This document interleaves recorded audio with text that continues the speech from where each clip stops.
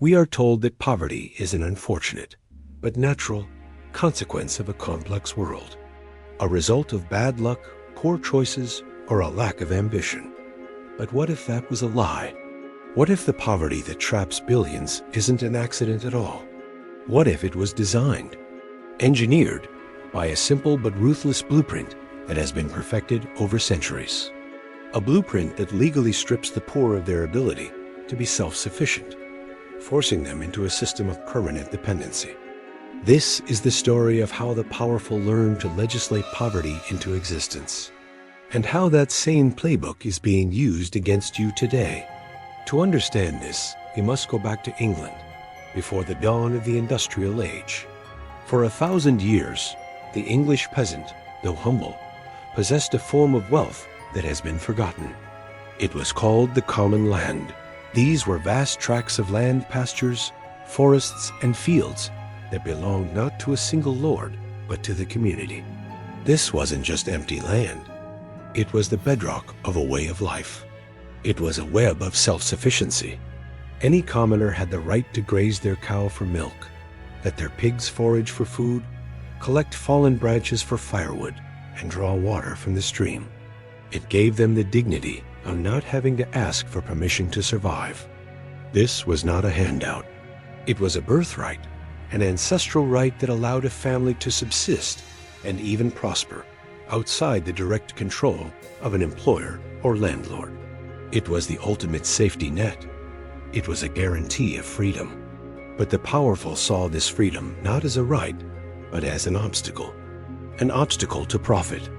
You cannot build a factory empire when people are content to work for themselves. You cannot command a massive workforce when people have the option to say no. And so, they set in motion a plan to take it all. It began slowly in the 15th century, but it became a brutal, systematic machine by the 1700s. It was called the Enclosure Movement.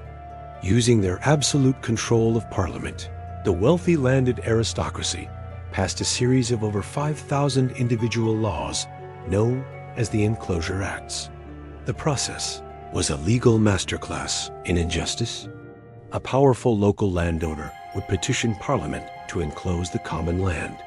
Parliament would then appoint a commission to review the request, a commission often made up of the landowner's own friends and political allies.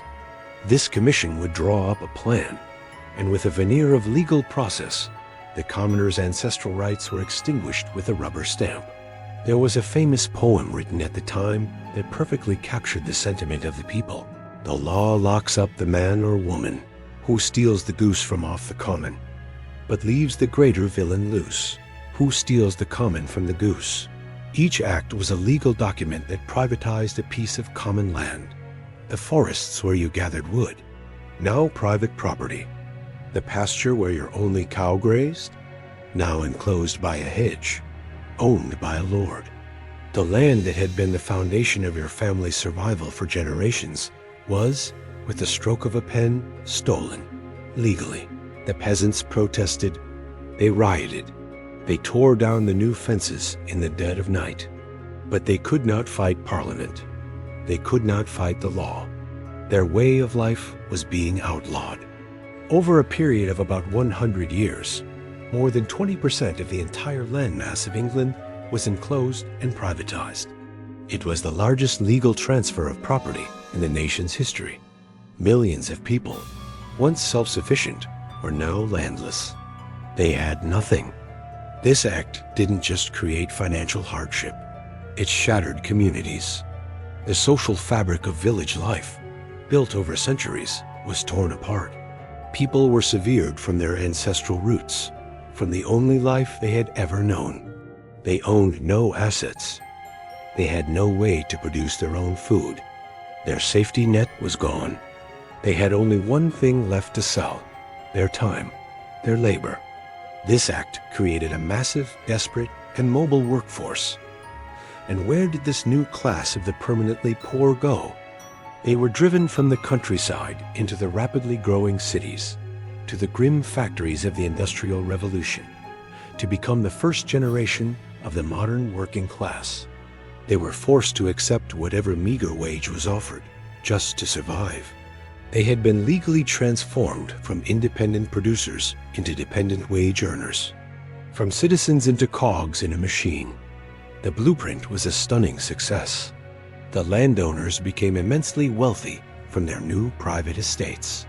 The factory owners had a limitless supply of cheap labor, and the poor were made permanently poor by design.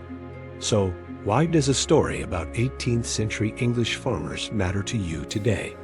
Because the blueprint never went away. The fences and hedges are gone.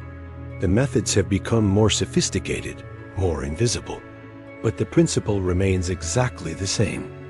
The common land of the 21st century, the one thing that allows you to be self-sufficient and store the value of your labor, is your savings, the money in your bank account, your purchasing power. And the modern Enclosure Act is called inflation.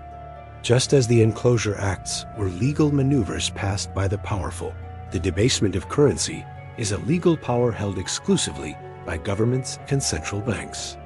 When they need to fund wars, social programs, or bailouts, they don't need to pass a new tax law that you can vote against.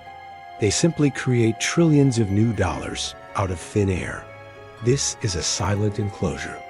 Every new dollar they print is a legal claim on the goods and services in the economy, and it silently steals a small piece of the value from every dollar you have painstakingly saved.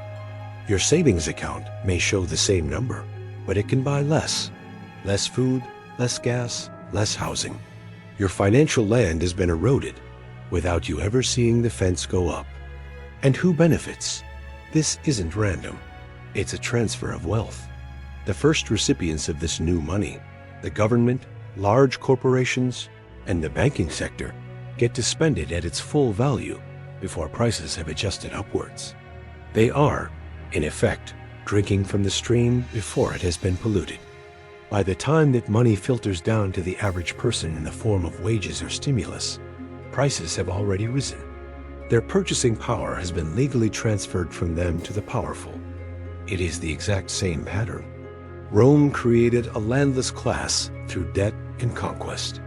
Britain created a landless class through legal enclosure.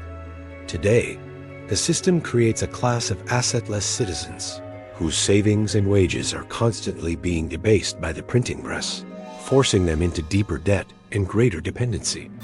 This is the true, hidden cause of wealth inequality. It is poverty by design. The blueprint is clear. They will always debase the currency. They will always enclose the commons. The only way to survive is to own something they cannot print. The only way to protect yourself is to step outside the system they control. Throughout history, the ultimate escape from this trap has always been real, tangible assets. Things you can hold in your hand: gold, silver, productive land. Assets that are outside their system of paper promises and digital ghosts. They are counting on you to stay in their system, to chase digital tokens and hold their decaying currency while they quietly acquire real value. The great wealth transfer is not a future event. It is happening right now. The only question is, are you holding the worthless paper or the real wealth that survives the collapse? Understand the blueprint, because what has happened before will happen again. If you are ready to continue decoding the financial myths that shape our world, subscribe to Economythics and click the notification bell.